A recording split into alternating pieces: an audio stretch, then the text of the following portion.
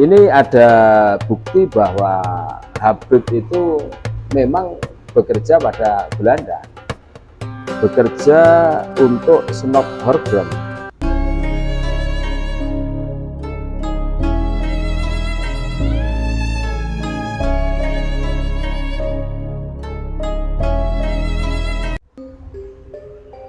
Assalamualaikum warahmatullahi wabarakatuh. Saudara-saudaraku sebangsa setanah air, dimanapun Anda berada, berjumpa kembali dengan kami channel Hijau Dunia Akhirat. Sabjane wong kang lali isih hijau, wong kang eling lan waspada dan tetap mencari harga mati.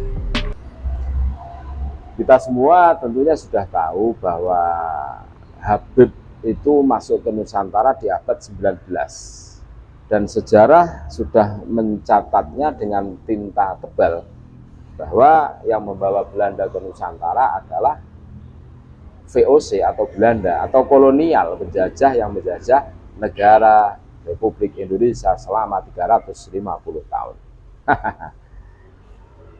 Ini ada bukti bahwa Habib itu memang bekerja pada Belanda, bekerja untuk Snok-Horgrond. Nah, kita simak bagaimana perjalanan sejarah para Habib di Nusantara. Jadi pada tahun 1889 atau 1890-an terbit sebuah kitab berjudul Minhajul Istiqomah Fiddin Bisalamah.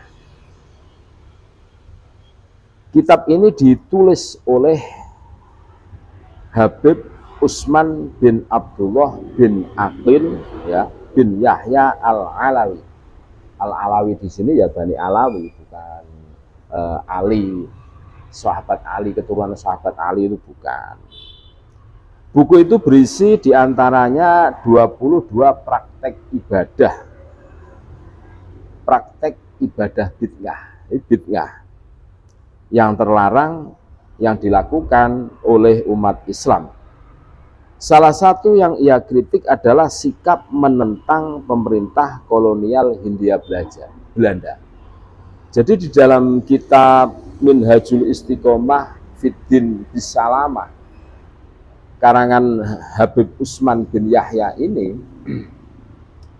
salah satu pembahasannya adalah pribumi yang melawan pemerintahan kolonial Belanda itu termasuk buhut, termasuk melawan pemerintahan yang sah di era dulu.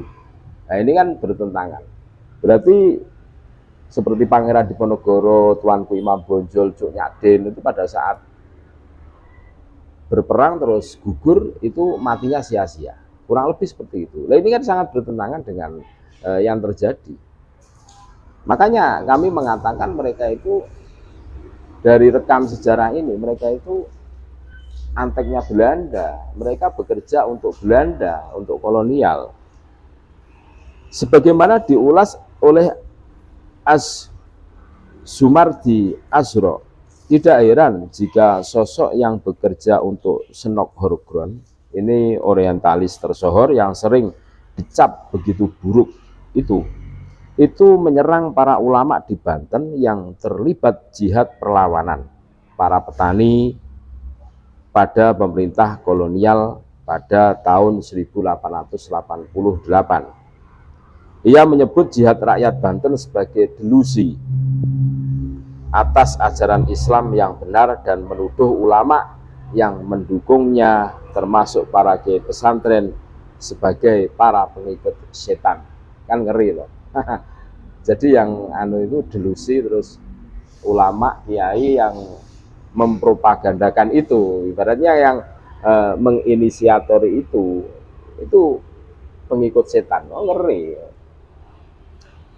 Jadi pada tahun 1898, setahun setelah sang ditunjuk pemerintah kolonial sebagai mufti Batavia, Utsman bin Yahya ditunjuk kolonial Belanda sebagai mufti Batavia. Mufti itu Dewan Fatwa.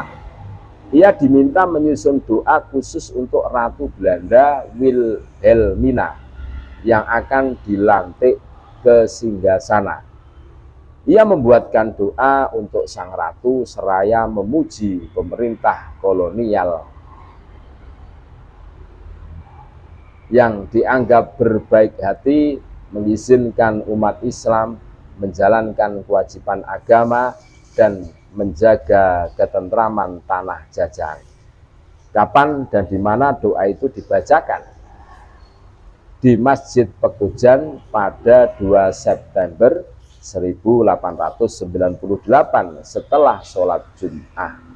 Jajat Burhanuddin, ulama dan kekuasaan, pergumulan elit politik muslim dalam sejarah Indonesia 2012, halaman 180-183. Apakah mungkin seorang Habib yang ngakunya cucu Nabi atau zuriyah Nabi yang diyakini keturunan Nabi Shallallahu Alaihi Wasallam sudi bekerja dan memuji penjajah Kristen?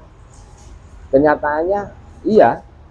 Lagi pula cucu dari Syekh Abdurrahman Al-Misri dan guru dari Habib Ali bin Abdurrahman Al-Habsyi alias Habib Kuitang itu bukan satu-satunya yang bersikap baik, hormat, dan kooperatif pada pemerintah kolonial.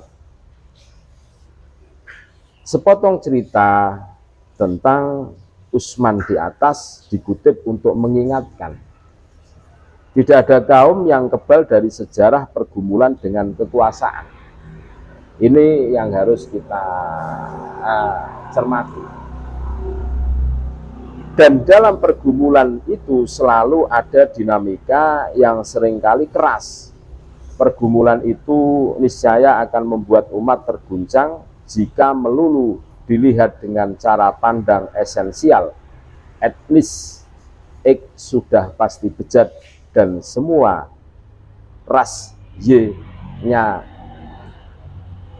itu. Makanya kita harus belajar sejarah agar kita itu tahu bagaimana rekam jejak mereka. Ya seperti hari ini kenapa mereka itu terbongkar? Ya karena ada sejarah-sejarah yang dulu itu mengingatkan kepada kita semua. Dan ini menarik untuk dibahas, dikupas. Nih. Terima kasih, tetap NKRI harga mati. Assalamualaikum warahmatullahi wabarakatuh.